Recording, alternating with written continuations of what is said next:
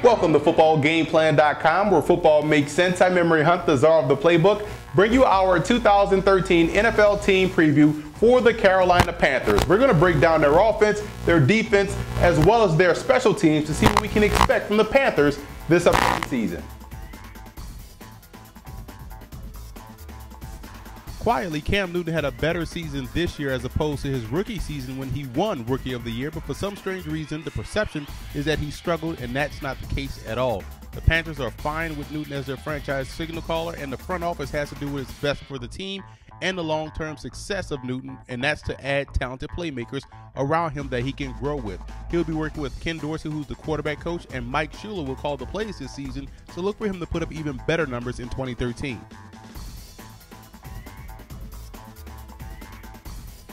You'll be hard-pressed to find a better running back tandem in the league than D'Angelo Williams and Jonathan Stewart. Both guys in what I consider to be a down year for the two combined for over 1,400 yards on the ground. That number should increase once again because of two reasons. Number one, D'Angelo Williams will be back at 100% after dealing with some nagging injuries throughout the course of the season. And two, there'll be a more conscious effort to run the football more. And let's be honest, the Panthers' strength lie in the running game with Newton, Williams, and Stewart. The running game sets up the play-action pass. It forces that extra guy to come down into the box, thus opening things up between Newton and that passing game. Mike Tolbert is also a player that warrants touches because of his short yardage, goal line ability, in addition to his excellence as a blocker. So I think the Panthers are fine in the backfield.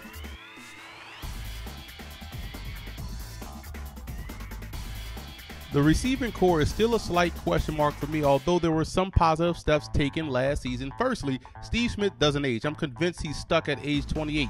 Last season, Smith led the team in receptions with 73 and yards with over 1,100. I feel as though Smith could definitely increase those numbers if, and that's a big if, the help at the number 2 receiver spot becomes consistent. Brandon LaFell had his best season as a pro last year, finishing 3rd on the team in receiving. While he did improve, more is definitely needed. I'm still holding out hope that David Geddes can finally stay healthy enough to contribute, and getting back Kealoha Polaris at 100% could also help, as I think he's an ideal slot guy. In the offseason, they brought in both Dominic Hickson and Ted Ginn. Both guys are what I wouldn't consider real options at wideout, more of special team type players. Joe Adams would be another guy that I would consider to be a good slot option if he can develop that consistency. At tight end, Greg Olsen was excellent last season, finishing 2nd on the squad with over 800 yards receiving. He's a very tough player to defend for linebackers and safeties because of his wide receiver-like athletic ability, and he's consistent in catching the football, which is why Newton trusts him as much as he does Steve Smith. The question is whether or not they can find a number 2 tight end and develop one, because that would not only aid the passing game but also help out in the running game by dictating fronts and personnel. First, the good news about the Panthers' offensive line. Number one, they're getting back Ryan Khalil at center, and he's one of the better ones in the league. He missed 11 games last year with injury, and now you also have Jordan Gross, who's a fixture at the left tackle position. It seems like only yesterday he was taken in the draft, but he's already an 11-year vet. So those two guys along that offensive front gives them a lot of hope. Now, everywhere else, there are question marks. When you look at left guard Amini Siotolu, he was a rookie last season, and he had mixed reviews, so you expect the rookie to play better in year 2. So I'm willing to hold out hope for him. On the right side, you look at Jeff Handgardner, a guy that's a solid player, decent, maybe not spectacular, but he's definitely not the worst, and he's not the weak link. But when you look at right tackle Byron Bell, he struggled last year getting front side pressure in the face of Cam Newton, so he has to play better this season in order to maintain that spot. The problem is they don't have anyone that can challenge him up front to start. Maybe Bruce Campbell, who was a highly touted prospect coming into the draft, they got him in a trade from Oakland, can compete for that spot if the light finally comes on. Maybe you look at rookie Edmund Kugbilla, whom they drafted out of Valdosta State. I watched a lot of his games. This is a guy that does a great job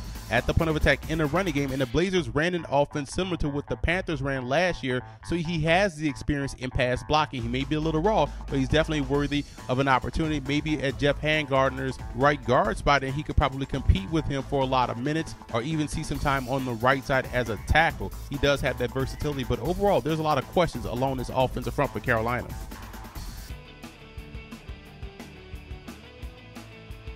There's a lot of potential for the Panthers along this defensive line, and two guys combined last season for over 23.5 sacks, and that was Charles Johnson and Greg Hardy. Both stepped up to the plate and provided pass rushing ability off the edges. What I like most is the fact that they were able to improve the interior.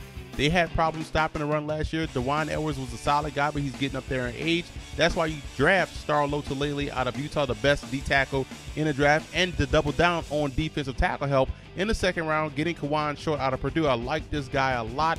Very good three technique, can be a disruptive force. So when you look at Lotulelei and Short, they've solved the interior problem, and they should be able to stop the run a lot better this season. And going back to the defensive end position, Frank Alexander was drafted in the 4th round last year because of his pass rushing ability out of Oklahoma. And last year he contributed with 2.5 sacks, and he's only going to get better as he becomes more acclimated with the scheme and gets more involved in the rotation. So overall, I love the improvements that they've made. I think this run defense will be a lot better in 2013. What a year rookie linebacker Luke Kuechly had for the Carolina Panthers. Some question whether or not he can be a 3-down player. Here's a guy that stepped into the league, led the team in tackles with 164, also recorded 2 interceptions, and finished up as the NFL Defensive Rookie of the Year. He's fully entrenched as the middle linebacker on his team. And they're fine at the other 2 linebacker spots. You look at strong side backer Thomas Davis, who returned again from injury and did a great job, over 100 tackles, even recorded an interception. What makes him so dangerous is the fact that in college, this was the guy that was a safety, moved down a linebacker, and now he does a great job in coverage. On the weak side, John Beeson was nicked up last year, but when he's healthy, the talent is there. They're hoping he can come back at 100%. If he can't, that's why in the draft, they went ahead and drafted guys like A.J. Klein, who was a highly productive player for the Iowa State Cyclones, and he's a 3-down linebacker that excels in coverage. So if you could take Beeson off the field and put a guy like Klein on it, or if Thomas Davis may find himself injured, Klein could definitely step in and hold his own. They also signed Chase Blackburn from the New York Giants in free agency to back up Luke Kuechly, but he also has the versatility to step in as a strong backer or even a weak side backer. So they wanted to build depth within their linebacking core, and they did with 2 solid guys, in my opinion, in Klein, whom they drafted, and Blackburn, whom they got in free agency.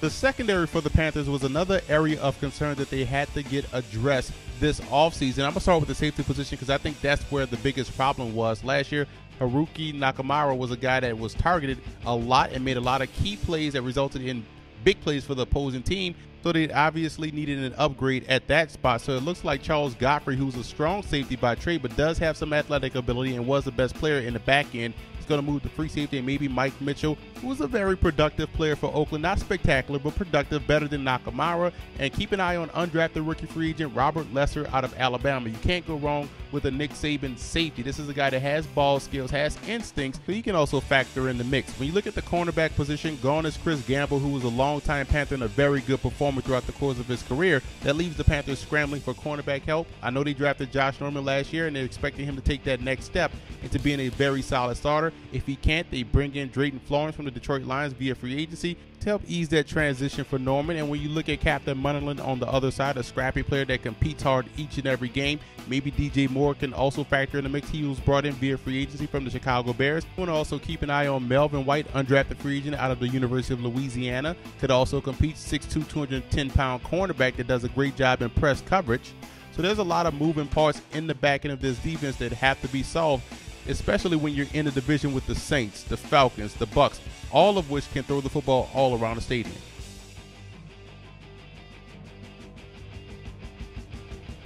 The Panthers need help in the kicking game. They struggled last season. Graham Gano is a guy that is a solid kicker, but he's not a long-distance kicker, and you got to get better in that aspect. When you look at punter Brad Norton, he drafted him last year in the 6th round, so it's still too early to give up on a guy you drafted last year, especially a punter. I think he'll have a bounce-back 2013 campaign. Where they really improve is at the kickoff return and punt return spots. They brought in Ted Ginn via free agency, and he's a guy that can handle both kickoff and punt returns. Maybe Joe Adams still gets another opportunity back there. Dominic Hickson is the guy that returned kickoffs for the New York Giants. So I think they're fine at the return units, but there's still a question mark as far as the kicking game is concerned.